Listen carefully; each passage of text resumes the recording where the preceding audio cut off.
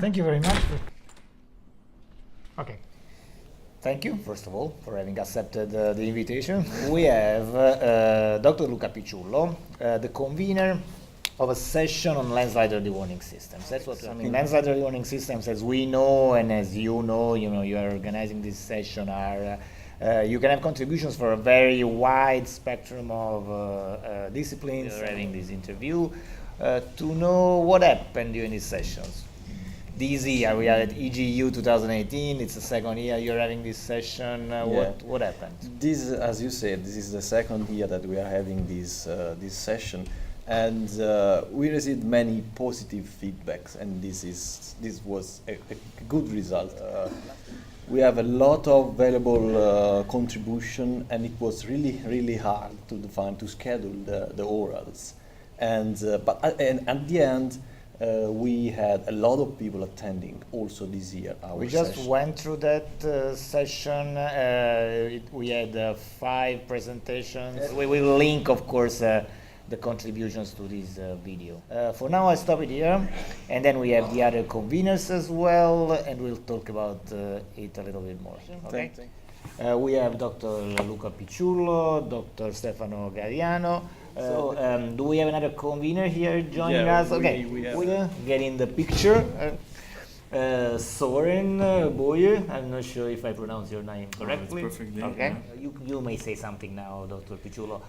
What are the topics that, in your opinion, thinking about this year and last year, and maybe the future, must be addressed more pressingly within the large world of landslide early warning systems? Yeah, there is an increasing attention in everything that can be practically used in landslide early warning systems. So also something about performance. Many different topics about performance are, starting to spread everywhere, and also how to relate regional and local scale, how to use the rainfall threshold in landslide early warning systems. And then there is also an increasing attention in how people have to react to these warnings. So not only the technical aspect, but also the social aspect, which is... I moved to Soren because among the conveners here, you are the one that is actually working, operating every day on a warning system, specifically a regional territorial system in Norway. Actually, it's a national system. What are the main issues that you deal with every day? We have a working system now in Norway, but at the moment we work on 24-hour, and that's definitely something we are trying to improve in the future. We have available now a weather prediction model which we use to forecast, and it's available on hourly time steps, and we want to incorporate that into our system and run our hydrological model at a finer time resolution than the 24 hours. So a compromise now, we are looking at 3 hourly data. That's something that we can use operationally, which would be able to also look at the soil moisture content and groundwater level and the variation throughout the day. And we use that into our thresholds currently. So looking into these data at a finer resolution than daily data is something that we believe is a big step forward to us, and will definitely improve our warning system. It's a big system in a way, and that's of course what we are talking about at this session. Has there been something there that you deemed particularly relevant for specifically the work that you are doing on a daily basis? Well, I'd say we are inspired by different scales from the local monitoring. How can our early warning contribute to a more local monitoring of risk and hazards? Also, going up into a bigger scale, I think the presentations from NASA was very interesting to get a perspective of the scale of weather systems and which regions that are prone to landslides that are perhaps not getting much attention today. And there's a lot of work ahead of all of us, I believe. Next year, where do you think people that will be applying for this session, what they will be dealing with most? If you have to do an ideal program for next year.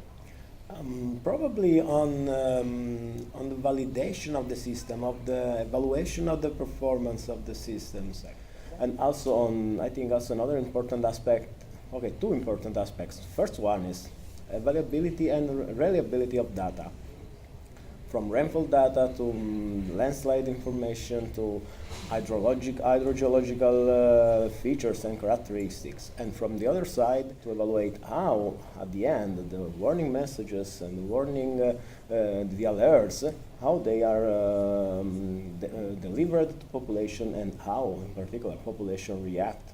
But also I would like to see something about monitoring and how we can include these variables, in particular soil variables, into the rainfall, into the thresholds, together with rainfall threshold, in order to increase the reliability of the warnings issued.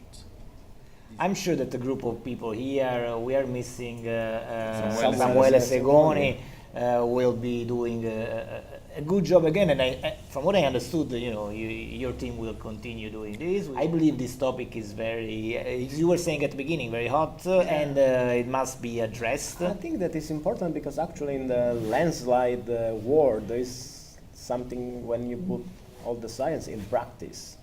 So it's at the beginning of the work we study landslides, we study slope hydrology, we study rainfall threshold, we study hydrometeorological pretty forecasting, but at the end we want to put everything in practice, and so this is, I think, the best part of dealing with landslide early warning systems. Concerning the feedback that you had from people that attended your session, a lot of people attended this session this year.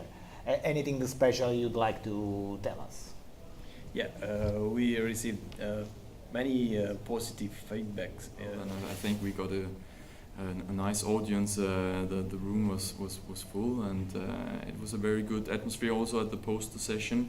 What we are planning perhaps to do next year will be to invite everyone out for dinner and a beer afterwards. I think that would be a good way to really continue the discussion and continue the nice atmosphere and the interaction between people attending. Basically, there are several different ways of defining, running an early warning system, concerning by scale or by kind of landslides and so on. And so everyone put his own, his or her experience, and so sharing different experiences, sharing different feedbacks could be very useful. Another question, any stakeholder you felt was missing in these past couple of years, this year, last year, and maybe if you identify one, we can say you should target maybe.